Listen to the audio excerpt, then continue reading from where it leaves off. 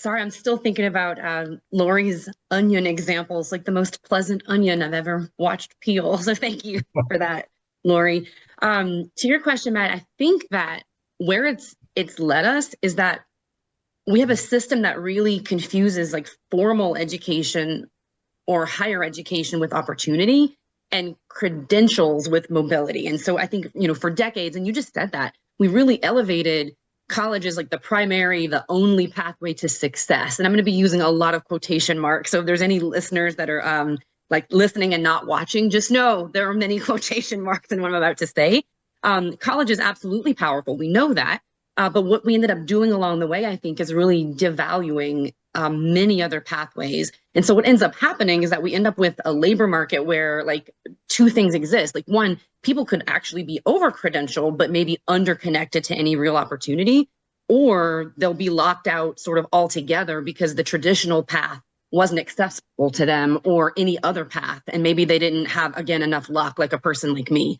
And because, I was a teacher for almost 18 years and I saw this play out sometimes really painfully. And I saw it play out early because I had the opportunity to work in secondary grades. And I saw that it wasn't even about students choosing paths, even to the degree that, a 16, 17-year-old child can be tasked with choosing something that can be that permanent for their outcomes.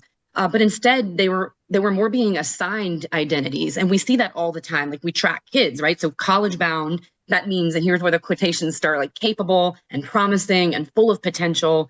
And then we see any other path, even when it's unspoken, it sort of carries a different weight. And I think from what I've seen, hundreds of students, hundreds of young lives that I've affected, right? I see how that shapes young people and how they see themselves, and it shapes what they pursue. And I think over time, it really serves to narrow what they think is possible. And so I think it's led to this system where we have talent everywhere. We have so much talent. I think it's what keeps me so passionate about teaching and why I want to go back like every single day, but we've got work to do. So there's talent, but the pathways are really unclear. They're really disconnected, or again, like Matt, you mentioned, very stigmatized, but there's always hope, right? Because we're starting to remember something that we used to know. And I think that traditional apprenticeable fields have always known. And it's like learning doesn't just happen in the classroom. Work itself can be a place of growth and skill building and advancement, if that's something that we all commit to. And that there's multiple equally valuable ways to be able to earn and build a meaningful career where it's not just the idea of a high school student saying, oh man, I've got to hurry and get a job, instead of the idea that I can have a career. And so some of the models that I mean that are emerging, yes, apprenticeship it's happened for a while.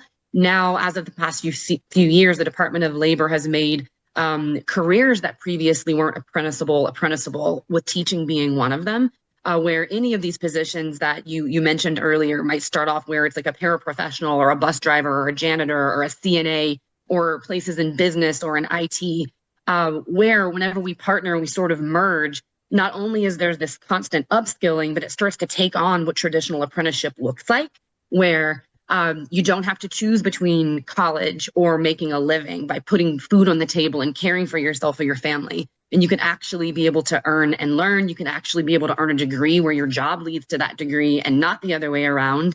And I think that even though this is still relatively new in terms of apprenticeable fields here in the United States, we don't have to look that far. Europe has been using this model hundreds of years. And if we look at structures that still are standing from apprenticeship, some of the finest structures of humankind were made by an apprentice and a master, and using that model to not only fill jobs that are at critical shortage, like teaching, nursing, social work, so many fields, but recognizing that we don't have to outsource that talent. We just have to eliminate barriers that get people in the community that are already doing the work with these jobs that very low wage, don't have really strong incremental increases or paths or ways to be able to earn more, and committing to those people who aren't leaving those communities and giving them an opportunity to sort of step in and thrive in the ways that all of us want to as human beings.